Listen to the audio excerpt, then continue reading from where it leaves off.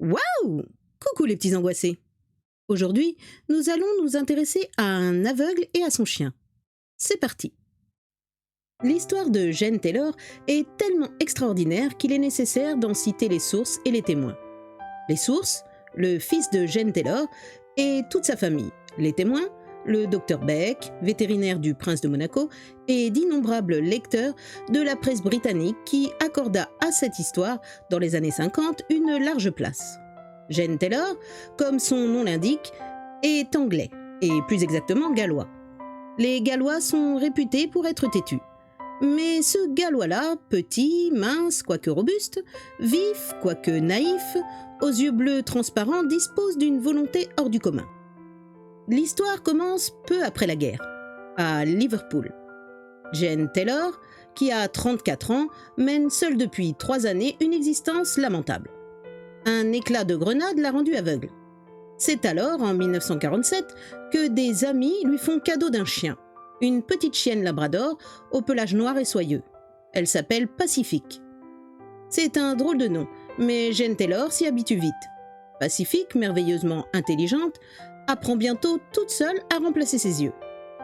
Si les yeux bleus transparents de l'aveugle sont vides et sans expression, la chienne Pacifique est leur regard.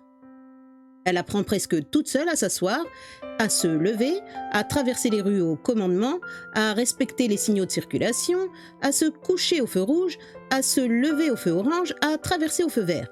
Bientôt, elle conduit Jane Taylor partout. Pour bien comprendre cette histoire, il faut fermer les yeux.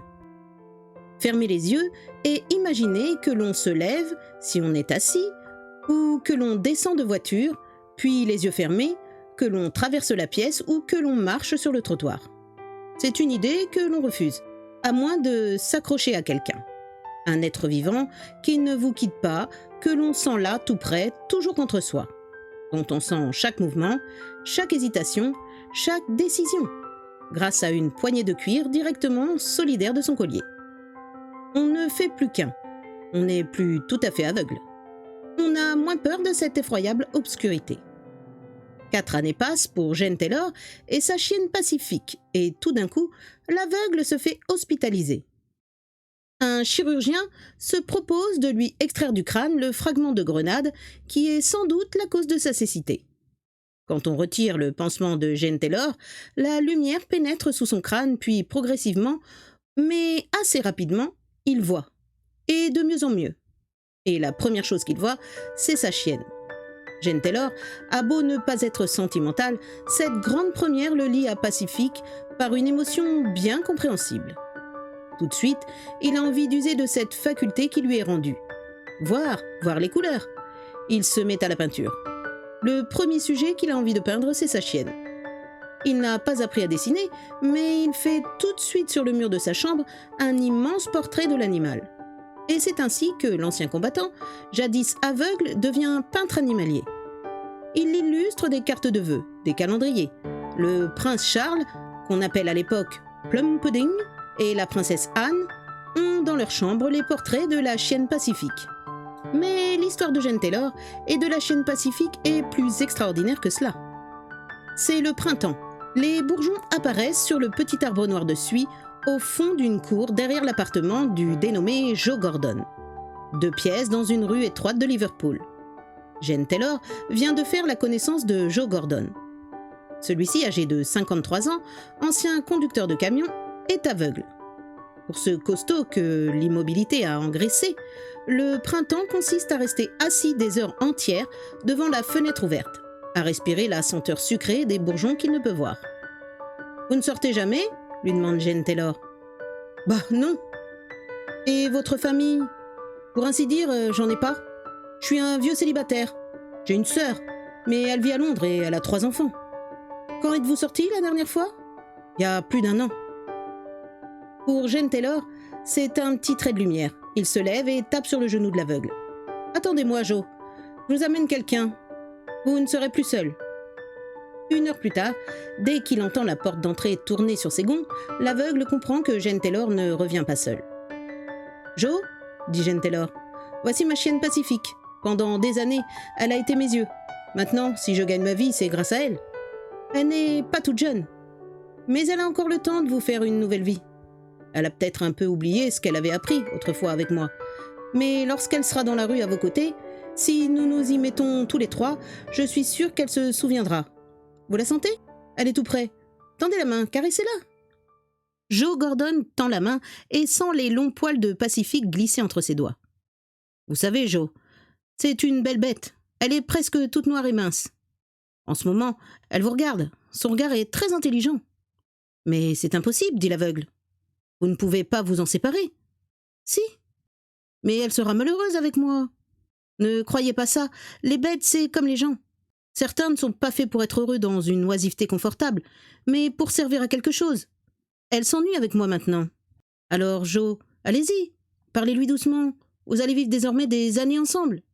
Joe attire vers lui l'animal, le caresse doucement, longuement, essaie de deviner la forme de sa tête. Joe, ordonne Jane Taylor, prenez son harnais dans la main, levez-vous sans hésiter, dites « en avant » et suivez-la franchement. Joe se lève, s'y reprend à 2 fois pour dire « en avant » et suit la chienne d'un pas incertain vers la porte. Pendant des jours et des jours, l'aveugle et sa chienne apprennent à travailler ensemble sous la conduite de Jane Taylor. La chienne comprend que son nouveau maître ne voit pas. Le nouveau maître comprend que l'arrivée de cette chienne va transformer sa vie. De semaine en semaine, ils font des progrès plus grands. D'abord, ils accompagnent Jane Taylor, qui accroche ses portraits d'animaux pour son exposition sur les quais de la Tamise et se promène tranquillement dans les bruissements de feuillage, suivant d'arbre en arbre les rayons de soleil. Puis, ils prennent l'autobus.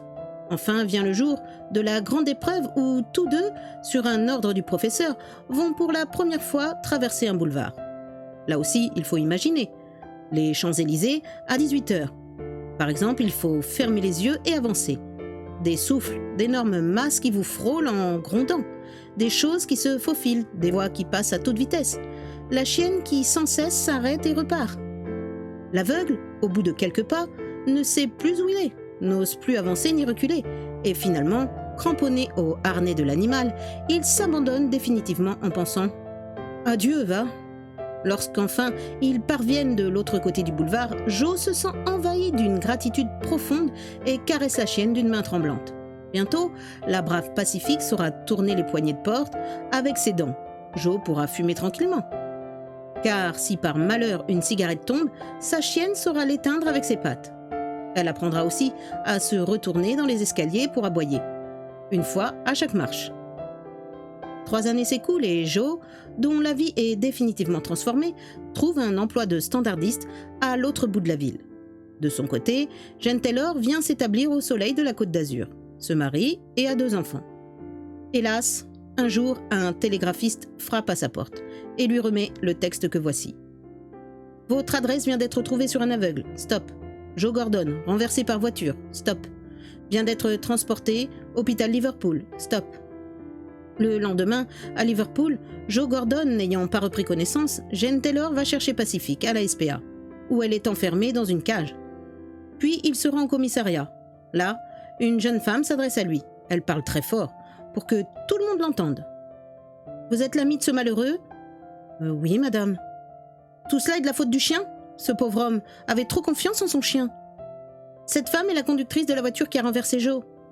Miss Rosemary Chilbert. Elle vient affirmer à la police que la route était libre lorsqu'elle a pris son tournant. Elle n'a pu voir Joe Gordon que lorsqu'il était sous la voiture. » Dans le commissariat, tout le monde semble approuver cette femme et lorsque Jane Taylor demande d'autres explications, on lui cite tant et tant de témoignages que la culpabilité de la pauvre Pacifique ne fait plus de doute. Chacun lance sur l'animal un regard soupçonneux, presque méprisant. Et si son ancien maître n'était pas là, elle repartirait sur le champ pour la fourrière. À l'hôpital, dès qu'il reprend connaissance, le pauvre Joe demande sa chienne. D'abord, la direction de l'hôpital refuse. Mais une infirmière prévient Jane Taylor qui vient avec l'animal. Les voilà bientôt tous les deux près de Joe, qui entre dans une grande colère en apprenant que l'on accuse sa chienne d'avoir causé l'accident. « Les salauds, ils en profitent, c'est trop facile !» pensait un aveugle et une bête qui ne peut pas se défendre. Le pauvre Joe est non seulement furieux, mais peiné, ulcéré. Comme si le fait d'accuser sa chienne, c'était le salir lui-même. Il la caresse. Blesser sa chienne, c'est le blesser, et si elle souffre, il va souffrir. « Qui est ce chauffard ?» demande-t-il enfin. C'est une femme. Est-ce qu'elle est assurée au moins? Oui, justement. Si la preuve est faite qu'elle n'est pas responsable, l'assurance ne vous devra rien. Là-dessus, paraît le docteur qui veut, bien entendu, chasser la chienne. Pourquoi voulez-vous la chasser? Rugit le pauvre Joe. Calmez-vous, voyons. Vous pensez bien que les chiens dans un hôpital, c'est interdit? Ça m'est égal, je veux ma chienne. Vous n'y pensez pas. Pourquoi? Elle n'est pas propre, peut-être? Parce que, pour vous, on est propre si on n'a pas de poils? C'est tout? Ça s'arrête là? La femme qui m'a renversée, elle, pourrait rentrer dans ma chambre? Elle tue des gens, mais elle est propre. Mais c'est pour votre bien, voyons. Vous ne me ferez jamais autant de bien qu'elle m'en a fait.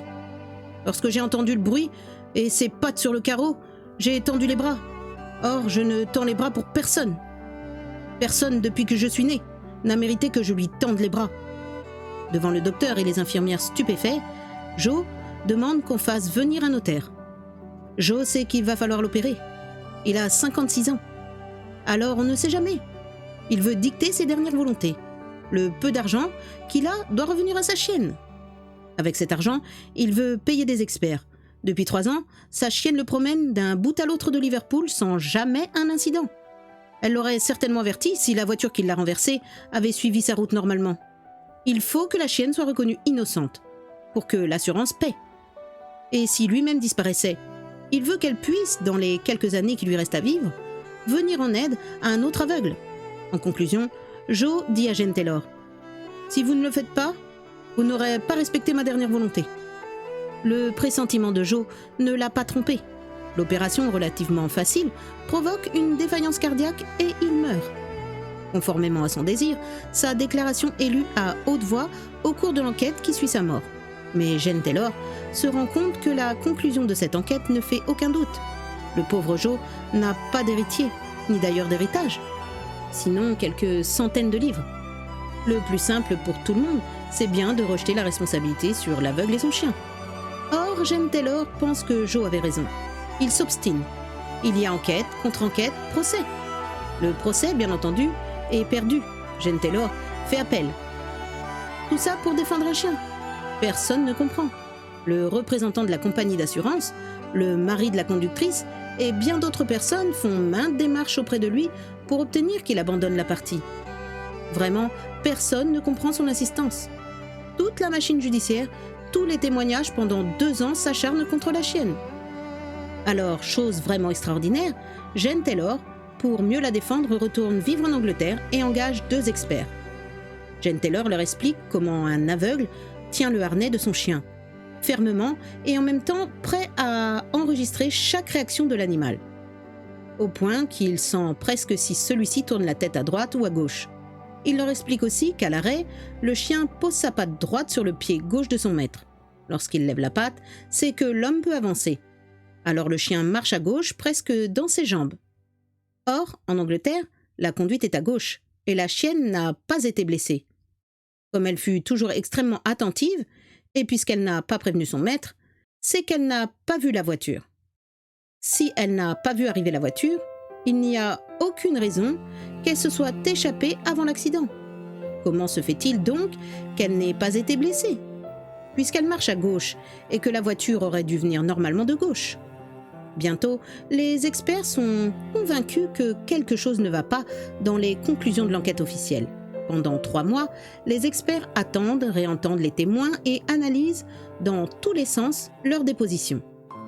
Pour mieux convaincre, Jane Taylor fait faire des films de cinéma avec des acteurs, reconstituant 20 fois la scène de l'accident. Il invite les journalistes, dépense une fortune. Finalement, les experts découvrent la vérité. Quelques secondes avant l'accident, la voiture s'était arrêtée à quelques pas de Joe et de sa chienne, mais en mordant sur le passage réservé aux piétons. La conductrice a voulu reculer. Malheureusement, elle conduisait cette voiture depuis 3 jours. Elle passe en première au lieu de la marche arrière, et dans un élan brutal, le véhicule renverse le malheureux Joe.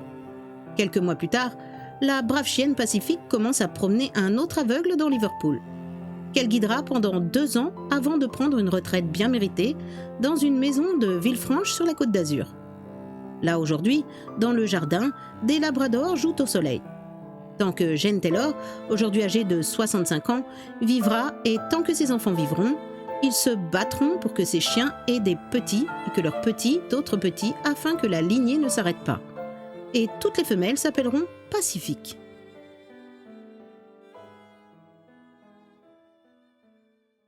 Voilà, c'est la fin de cette histoire. L'acharnement dont a fait preuve Joe est à souligner. Et souvenez-vous, le crime ne paie pas. Et même si vous accusez un faible à votre place, la vérité triomphe toujours. À bientôt les petits angoissés.